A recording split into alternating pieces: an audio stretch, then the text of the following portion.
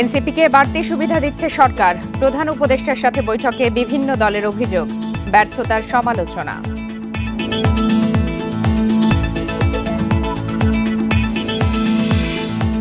স্বাস্থ্য উপদেষ্টার নিয়োগ ডক্টর ইউনূসের স্বজনপ্রীতি। পদত্যাগ চান হাসনাত, সরকার চাইলেই পদ ছাড়বেন শিক্ষা উপদেষ্টা।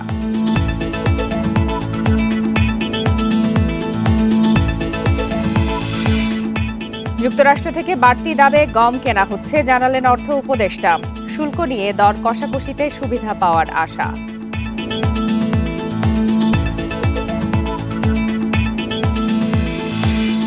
মাইলস্টোনে বিমান বিধ্বস্তে নিহত বেড়ে ৩২ জন, ৬ মরদেহের ডিএনএ সংগ্রহ।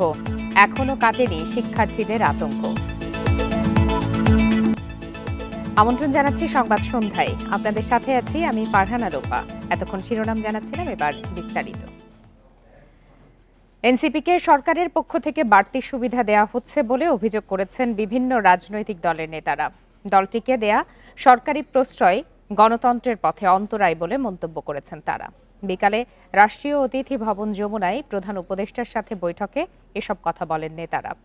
বৈঠকে বাংলাদেশ কমিউনিস্ট পার্টি, গণসংহতি আন্দোলন, এবি পার্টি, এলডিপি, গণ অধিকার পরিষদ সহ ১৩টি দলের প্রতিনিধি অংশ নেন। বৈঠক শেষে ব্রিফিংয়ে সিপিবির সাধারণ সম্পাদক রুহিন হোসেন প্রিন্স বলেন, সরকারের উচিত আগে সুশাসন নিশ্চিত করা। মাইলস্টোন ট্র্যাজেডিতে সরকারের প্রশাসনিক ব্যর্থতা ও সামাজিক অব্যবস্থাপনার চিত্র ফুটে উঠেছে বলেও মন্তব্য করেন তিনি। এছাড়া নুরুল হক নূর বলেন, সরকার এনসিপির বিষয়ে পক্ষপাতদুষ্ট আচরণ করছে। বৈঠকে প্রধান উপদেষ্টা বলেন, সাম্প্রতিক পরিস্থিতিতে নানা রূপে সুযোগ নিচ্ছে ফ্যাসিবাদ। এ বিষয়ে সব দলকে সতর্ক থাকার আহ্বান জানান তিনি।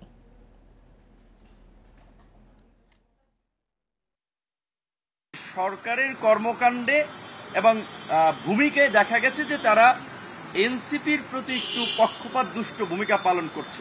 আগামীতে কিন্তু প্রশ্ন তৈরি হতে পারে যে এই সরকারের অধীনে সুষ্ঠু নির্বাচন হবে কিনা। নির্বাচনের পরিবেশ প্রতিষ্ঠা করতে হবে এবং লেভেল প্লেইং ফিল্ড করতে হবে। রাজনৈতিক দলগুলোর প্রতি যথাসম্ভব ন্যায্য আচরণ করতে হবে এবং সেই ন্যায্য আচরণের মধ্য দিয়ে সরকার যাতে কোনো পক্ষ নয় এইটা দৃশ্যমান হয়, সেই জায়গাটা পরিষ্কার করা দরকার। আমরা বলেছি যে রাজনৈতিক দলগুলো আপনারা আপনাদের নানা দিক থেকে আমরা পক্ষপাত দুষ্টতা দেখছি, আপনাদেরকে পক্ষপাত দুষ্টতা থেকেও বেরিয়ে আসতে হবে। স্বাস্থ্য উপদেষ্টার নিয়োগকে ডক্টর ইউনূসের স্বজনপ্রীতির বড় উদাহরণ বলে মন্তব্য করেছেন এনসিপির দক্ষিণাঞ্চল মুখ্য সংগঠক হাসনাত আব্দুল্লাহ। বেতন ভাতা ফেরত দিয়ে দ্রুত তাকে পদত্যাগের দাবি জানান তিনি। চাঁদপুরে জুলাই পদযাত্রা কর্মসূচি উপলক্ষে পথসভায় এসব কথা বলেন তিনি। এ সময় সন্ত্রাস চাঁদাবাজের বিরুদ্ধে হুঁশিয়ারি দেন এনসিপির নেতারা। পদযাত্রার ২৩তম দিনে বুধবার সকালে চাঁদপুর সার্কিট হাউসে জুলাই শহীদ পরিবারের সদস্যদের সাথে দেখা করেন এনসিপির নেতারা। সেই সাথে তাদের খোঁজখবর নেন। পরে সাংবাদিকদের সাথে কথা বলেন এনসিপির উত্তরাঞ্চলের মুখ্য সমন্বয়ক সার্জিস আলম। এ সময় অন্তর্বর্তী সরকারের প্রতি জুলাই হত্যাকাণ্ডে জড়িতদের বিচারকে সর্বোচ্চ গুরুত্ব দেওয়ার দাবি জানান তিনি। এই গণহত্যার তাদের দৃশ্যমান বিচার, রায় এবং কার্যকর হওয়ার পূর্ব পর্যন্ত এই বাংলাদেশে অন্তর্বর্তীকালীন সরকার কিংবা বিচার বিভাগের সংশ্লিষ্ট যারা রয়েছে, আসিফ নজরুল স্যার থেকে শুরু করে আমাদের বিচার বিভাগীয় যারা রয়েছে, তারা যেন অন্য কোনো কিছু চিন্তা না করে। পরে সার্কিট হাউস থেকে বাস স্ট্যান্ড অভিমুখে পদযাত্রা করে এনসিপি। সেখানে মুখ্য সমন্বয়ক নাসিরউদ্দিন পাটোয়ারি হুঁশিয়ারি দেন, দেশে সন্ত্রাস চাঁদাবাজের কোনো ঠাঁই হবে না। চাঁদপুরের মধ্যে কোনো আমরা সন্ত্রাসকে প্রশ্রয় দিব না। চাঁদপুরের মধ্যে আমরা কোনো বালু দখলদারিত্বদেরকে প্রশ্রয় দিব না। পরে রাজধানীর মাইলস্টোন স্কুলে বিমান বিধ্বস্তে হতাহতদের স্মরণে শোক র্যালি বের করা হয়। শেখ হাসিনার আমলে বিমান খাতে অনিয়ম দুর্নীতি তদন্তের জোর দাবি জানান এনসিপি নেতা হাসনাত আব্দুল্লাহ। সেই সাথে স্বাস্থ্য উপদেষ্টাকে ব্যর্থতার দায়ে সরে যেতে বলেন।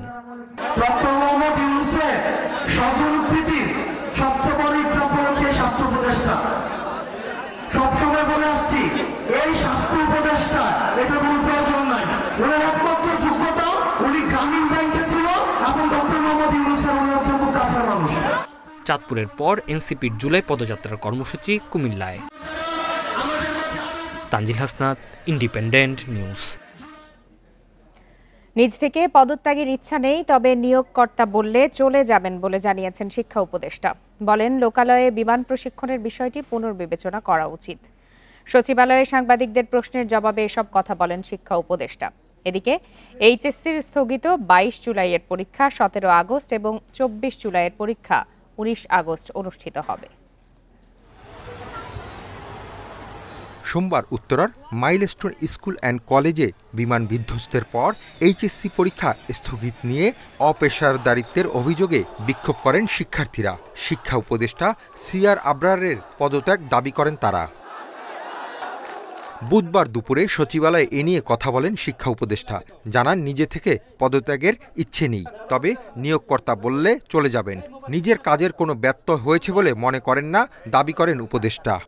আমি নিজের থেকে করার কোনো অভিপ্রায় নেই, কারণ আমি এখানে আমার কাজের কোনো এখানে ব্যত্যয় হয়েছে বলে আমি মনে করি না। আপনাদেরকে আমি ঘটনা পরম্পরায় আপনাদেরকে জানালাম, আপনারা সেটা বিবেচনা করবেন, সেটা ঠিক কি ঠিক আমার মনে হয় না। আর যদি আমার তো নিয়োগকর্তাও রয়েছেন, তারাও যদি এখানে মনে করেন যে এখানে ব্যত্যয় ঘটেছিল, তো আমাকে যেতে বললে আমি অবশ্যই চলে যাব। আমার কোনো এখানে আঁকড়ে ধরার, নিজেকে জাস্টিফাই করার কোনো কিছু নয়। উপদেষ্টা জানান, শিক্ষার্থীদের 6 দফা দাবি যৌক্তিক, সেগুলো মেনে নেওয়া হবে। এছাড়া শিক্ষার্থীদের তালিকা দেওয়ার জন্য মাইলস্টোন কর্তৃপক্ষকে নির্দেশ দেওয়া হয়েছে বলেও জানান উপদেষ্টা। Hasif Mahmud Shah, independent news, Dhaka. নির্বাচন কমিশন গঠনের জন্য 5 সদস্যের সিলেকশন কমিটি করার বিষয়ে একমত রাজনৈতিক দলগুলো। একে একটি ঐতিহাসিক সিদ্ধান্ত বলে দাবি করেছেন ঐকমত্য কমিশনের সহসভাপতি ডক্টর আলী রিয়াজ। এদিকে মাইলস্টোন স্কুলের শিক্ষার্থী ও অভিভাবকের ওপর হামলার প্রতিবাদ জানায় সিপিবি, বাসদ ও বাংলাদেশ জাসদ। রাজনৈতিক দলগুলোর সঙ্গে ধারাবাহিক বৈঠক করছে ঐকমত্য কমিশন। বুধবার ছিল দ্বিতীয় পর্যায়ের 18তম দিনের বৈঠক। আলোচনার এজেন্ডায় ছিল নির্বাচন কমিশন গঠন। বৈঠকের শুরুতে মাইলস্টোনের শিক্ষার্থী ও অভিভাবকের ওপর হামলার নিন্দা জানায় 3টি রাজনৈতিক দল। 10 মিনিটের প্রতীকী ওয়াকআউট করে সিপিবি, বাসদ ও বাংলাদেশ জাসদ। ধৈর্য ধরে মোকাবেলা না করে তারা যে ধরনের ঘটনা ঘটলো, শতাধিক নাকি আহত হসপিটালে আছে। বাংলাদেশ জাসদ, বাংলাদেশের সমাজতান্ত্রিক দল, তারা আমরা এখানে ওয়াকআউট করি 10 মিনিট 15 মিনিটের জন্য, তারপরে আবার ফিরে আসি। বৈঠকে নির্বাচন কমিশন গঠন নিয়ে একটি সিদ্ধান্তে একমত হয়েছে রাজনৈতিক দলগুলো। তবে বিএনপি বলছে, নির্বাচন কমিশন স্বাধীন হলেও তত্ত্বাবধায়ক সরকার ছাড়া সুষ্ঠু নির্বাচন সম্ভব নয়। সাংবিধানিক প্রতিষ্ঠান হিসেবে নির্বাচন কমিশন গঠন সংক্রান্ত এই জায়গায় আমরা একমত, কিন্তু অন্যান্য যে সমস্ত সাংবিধানিক প্রতিষ্ঠান এবং সংবিধিবদ্ধ প্রতিষ্ঠানের ক্ষেত্রে সংবিধানে নিয়ে আসার জন্য আইন সংশোধনের যে প্রস্তাব করা হয়েছে তার সাথে আমরা একমত না হয়ে শুধুমাত্র নির্বাচন কমিশনের ক্ষেত্রে আমরা একমত হয়েছি। In a very healthy, complimentary, happy, enthusiastic, brotherly একটা এনভায়রনমেন্টে আজকে আমরা নির্বাচন কমিশন গঠনের ব্যাপারে, সাংবিধানের অন্তর্ভুক্তির ব্যাপারে ঐক্যবদ্ধ হয়েছি এবং ঐকমত্য পোষণ করছি। নিয়োগ কমিটির যে কথা জাতীয় ঐকমত্য কমিশনের তরফ থেকে প্রস্তাব করা হয়েছে, আমরা জোর দাবি জানাচ্ছি নির্বাচন কমিশন সহ অন্যান্য যে প্রতিষ্ঠানগুলো আছে সেখানেও যেন নিয়োগ কমিটির মাধ্যমে নিয়োগ কার্যক্রম সম্পূর্ণ করা হয়। ইসি নিয়ে একমত হওয়ায় রাজনৈতিক দলগুলোকে ধন্যবাদ জানায় ঐকমত্য কমিশন। আমি রাজনৈতিক দলগুলোকে কমিশনের পক্ষ থেকে, যে সমস্ত রাজনৈতিক দল দীর্ঘদিন ধরে তাদের অবস্থানের বিভিন্ন রকম কথা বলা সত্ত্বেও জাতীয় ঐকমত্যের স্বার্থে তারা তাদের অবস্থান ছাড় দিয়ে যে জায়গায় এসেছেন, তার জন্য তারা প্রত্যেকটি রাজনৈতিক দল আন্তরিক ধন্যবাদ প্রাপ্য। তবে গণ অধিকার পরিষদের অভিযোগ, 2টি রাজনৈতিক দলের সিদ্ধান্তের দিকেই তাকিয়ে থাকছে ঐকমত্য commission. Sajjad Hossain, independent news, Dhaka. পতিত স্বৈরাচারের দোসররা বিশৃঙ্খলা তৈরি করে নির্বাচন পেছানোর ষড়যন্ত্র করছে বলে দাবি করেছেন বিএনপি মহাসচিব মির্জা ফখরুল ইসলাম আলমগীর। তবে এই চক্রান্ত সফল হবে না। নির্বাচন প্রক্রিয়া দ্রুত করতে বিএনপি তাগিদ দিয়েছে বলেও জানান তিনি। বুধবার গুলশানে এসব কথা বলেন মির্জা ফখরুল। অন্তর্বর্তী সরকারের প্রধান উপদেষ্টা সহ উপদেষ্টা পরিষদের সাথে মঙ্গলবার বৈঠক করে বিএনপি, জামাত, এনসিপি ও ইসলামী আন্দোলন বাংলাদেশ। বুধবার গুলশানে বিএনপি চেয়ারপারসনের কার্যালয়ে এক অনুষ্ঠান শেষে গণমাধ্যমে কথা বলেন বিএনপি মহাসচিব। বলেন, দেশে যখনই সংকট তৈরি হয় তখনই রাজনৈতিক দলগুলোর সাথে আলোচনা করে অন্তর্বর্তী সরকার। সেই ধারাবাহিকতায় গতকালকের বৈঠকে যোগ দেয় বিএনপি। নির্বাচন প্রক্রিয়াকে দ্রুত করা, ত্বরান্বিত করা। অন্তর্বর্তী সরকারের দেশ চালানোর অভিজ্ঞতা না থাকায় রাজনৈতিক দলগুলোর সাথে আরও বেশি আলোচনার তাগিদ দেন মির্জা ফখরুল। এই সরকারের সবচেয়ে বড় সমস্যাটা কোথায় জানেন? যে তাদের অভিজ্ঞতা অনভিজ্ঞ লোকেরাই বেশি আছে, অভিজ্ঞতার অভাব আছে। আর কিছু কিছু মানুষের মধ্যে একটা সমস্যা আছে কি, যে তাদের ইগো কাজ করে। তারা রাজনৈতিক দলগুলোর যে একটা অভিজ্ঞতা আছে, বিশেষ করে যারা সরকারে ছিল অতীতে, যেমন আমরা, আমাদের সঙ্গে পরামর্শ করা, কথা বলা, মাঝে মাঝে মতামত নেওয়ার চেষ্টা করা, এই বিষয়টায় তারা একটু পিছিয়ে। অন্তর্বর্তীকালীন সরকারের দুর্বলতাটাকে বড় করে না দেখে তাদের যে আপনার সদিচ্ছা, তাদের প্রক্রিয়া, সেটাকে বড় করে দেখা উচিত। গোপালগঞ্জের পর মঙ্গলবার সচিবালয়ের ঘটনার পেছনে পতিত স্বৈরাচারের দোসররা জড়িত বলে দাবি মির্জা ফখরুলের। সেক্রেটারিয়েটে ঢুকে পড়া এবং সেখানে আপনার কয়েকজন আপনার ফ্যাসিস্টদের লোকজনকেও আপনার আটক করা দেখা, তো বোঝা যাচ্ছে যে তাদের কিছু কিছু সমস্যা তৈরি করার চেষ্টা এখানে আছে। তো এটা কখনোই পারবে না। বাংলাদেশের মানুষ অত্যন্ত সজাগ এবং সচেতন আছে। রাজনীতিতে ভিন্নমত গণতন্ত্রের সৌন্দর্য বলেও জানান মির্জা ফখরুল। গণতন্ত্র মানেই তো হচ্ছে শত ফুল ফুটতে দিতে হবে আপনাকে। মাহমুদ শরীফ, ইন্ডিপেন্ডেন্ট নিউজ, ঢাকা। উত্তরায় মাইলস্টোন স্কুলে যুদ্ধবিমান বিধ্বস্তের ঘটনায় বোন নাজিয়ার পর এবার মৃত্যু হলো তার ভাই নাফিরও। এ নিয়ে দুর্ঘটনায় প্রাণহানি বেড়ে দাঁড়িয়েছে 32 জনে। সোমবার গুরুতর দগ্ধ হওয়ার পর রাজধানীর জাতীয় বার্ন ও প্লাস্টিক সার্জারি ইনস্টিটিউটের আইসিইউতে চিকিৎসাধীন ছিল প্রথম শ্রেণীর শিক্ষার্থী নাফি। মঙ্গলবার রাত 12:15টার দিকে মৃত্যু হয় তাঁর। চিকিৎসকরা জানান তার শরীরের 95%ই দগ্ধ হয়েছিল। এর আগে সোমবার রাতে মারা যায় তার বড় বোন, তৃতীয় শ্রেণীর ছাত্রী নাজিয়া। তার শরীরেরও প্রায় 90% দগ্ধ ছিল। সোমবার দুপুরে রাজধানীর উত্তরায় মাইলস্টোন স্কুল অ্যান্ড কলেজের ভবনে একটি যুদ্ধবিমান বিধ্বস্তে এই হতাহতের ঘটনা ঘটে।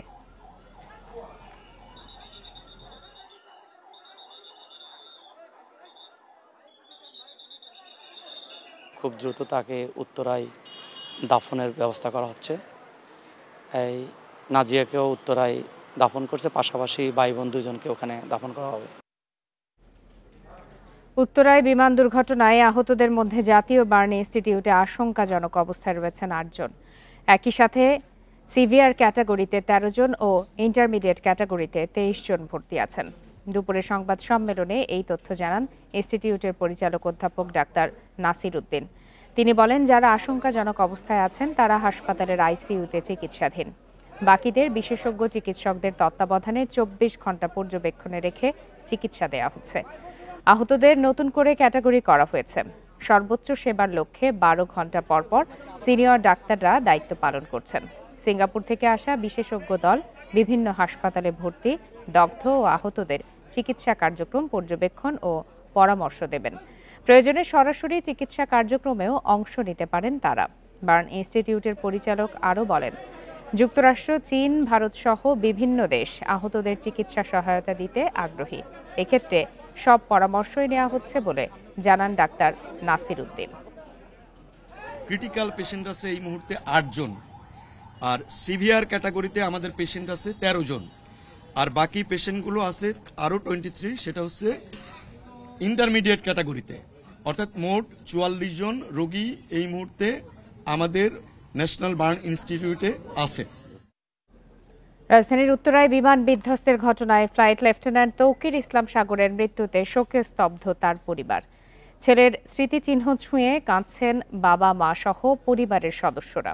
তৌকিরকে শহীদ ঘোষণা এবং বিমান বাহিনীর কোনো স্থাপনা তার নামে নামকরণের দাবি পরিবারের। সন্তানের সমাধির পাশে বসে ডুকরে কাঁদছেন বাবা তহুরুল ইসলাম। প্রথমবার তৌকিরের একা যুদ্ধবিমান চালানোর খবরে উচ্ছ্বসিত ছিল পুরো পরিবার। মাইলস্টোন স্কুল অ্যান্ড কলেজে মর্মান্তিক দুর্ঘটনায় সে আনন্দ পরিণত হয়েছে চরম বিষাদে। প্রতিবেশীরা জানান, তৌকির ছিলেন মিশুক, ভদ্র ও মেধাবী। তার এই অকাল মৃত্যু মেনে নেয়ার মতো নয়। দুর্ঘটনার সুষ্ঠু তদন্তের দাবি তাদের। কেন পাইলট এই দেশে করতে পারি না? আমাদের সন্তান হারার বেদনা একটা মা ছাড়া কেউ বুঝবে? মা বাবা সে সারা জীবন সন্তানের জন্য কাজ করে বাড়িতে, একটা বয়স্ক লোক যেত তাড়াতাড়ি উঠে বসতে দিত, মানে খুবই অমায়িক। এই বছরই তৌকিরের পদোন্নতি হওয়ার কথা ছিল। এ নিয়ে বাবা মায়ের সাথে আলোচনাও হয়েছিল, তবে সফলতা আসার আগেই চিরবিদায় নিলেন তৌকির। তাকে স্মরণীয় করে রাখতে বিমান বাহিনীর সহযোগিতা চান তৌকিরের বাবা। বিমান বাহিনী বাংলাদেশের তরফ থেকে শহীদ খেতাব দিয়ে তার নামে যে কোনো একটা গেট বা কোনো বেজ এরকম তার স্মৃতি হিসাবে লেখনীতে থাক ইতিহাসের পাতায়, বিমান বাহিনীর পাতায়। ছেলেসহ উত্তরার বিমান দুর্ঘটনায় নিহত সবার জন্যই দেশবাসীর কাছে দোয়া চেয়েছে তৌকিরের পরিবার। Independent news. প্রবাসী আত্মীয়কে বরণ করতে ঢাকা বিমানবন্দরে যাবার পথে নাটোরের সড়ক দুর্ঘটনায় 6 নারী ও 1 শিশু সহ 8 জন নিহত হয়েছেন। নিহতদের বাড়ি কুষ্টিয়া। তারা সবাই নিকট আত্মীয় বলে জানিয়েছে পুলিশ। সকালে বড়াইগ্রাম এলাকায় ট্রাক মাইক্রোবাস সংঘর্ষের ঘটনা ঘটে। প্রবাসী আত্মীয়কে অভ্যর্থনা জানাতে কুষ্টিয়া থেকে মাইক্রোবাসে ঢাকা বিমানবন্দরে যাচ্ছিলেন পরিবারের সদস্যরা। বনপাড়া হাটিকুমরুল মহাসড়কের তরমুজ পাম্প এলাকায় একটি ট্রাক লেন পরিবর্তন করলে তাদের মাইক্রোবাসের সাথে মুখোমুখি সংঘর্ষ হয়। এতে ঘটনাস্থলেই 5 জন নিহত হন। গুরুদাসপুর একটি ইউনিট এসে এখানে রেস্কিউ কাজ শুরু করে। অবস্থার ভয়াবহতা দেখে পার্শ্ববর্তী যে বনপাড়া আমাদের ফায়ার স্টেশন ছিল তারাও একটি ইউনিটে এখানে কাজ করে এবং আমি নাটোর থেকে খুব দ্রুত এখানে এসে ঘটনাস্থলে আমরা উপলব্ধি করি এবং খুব শর্ট টাইমের মধ্যে আমরা ভিকটিমগুলোকে উদ্ধার করতে আমরা সক্ষম হয়েছি।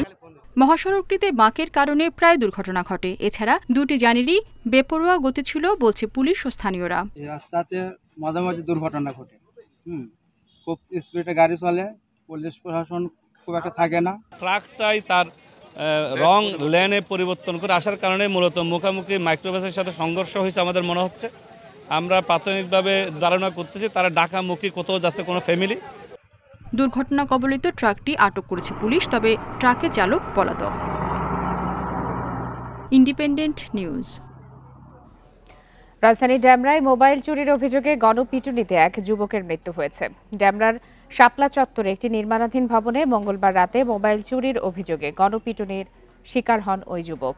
বুধবার বেলা 12টার দিকে ওই যুবককে মুমূর্ষু অবস্থায় উদ্ধার করে ঢাকা মেডিকেল কলেজ হাসপাতালের জরুরি বিভাগে নেওয়া হয়। সেখানে কর্তব্যরত চিকিৎসক তাকে মৃত ঘোষণা করেন।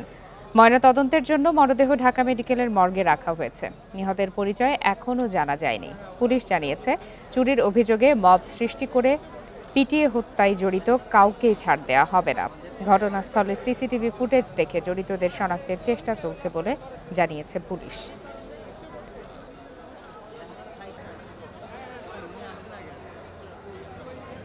এখানে একটা কনস্ট্রাকশনের বিল্ডিং, সেখানে কিছু লেবার শ্রেণীর লোক ছিল, তো এদেরকে আমরা ওই ভিডিও সিসি ফুটেজ সংগ্রহ করে এদেরকে শনাক্তের চেষ্টা করতেছি। মব করে কাউকে হত্যা করা এটা আইন যেভাবে পারমিট করে না, আর আমরা এই পুলিশের পক্ষ থেকেও আমরা এটাকে যথাযথভাবে আইনি পদক্ষেপ নেব। এরই সাথে শেষ করছে আজকের সংবাদ সন্ধ্যা। ইন্ডিপেন্ডেন্ট টেলিভিশনের সব খবরের আরো বিস্তারিত জানতে চোখ রাখুন ফেসবুক, ইউটিউব আর এক্সে। ধন্যবাদ সবাইকে।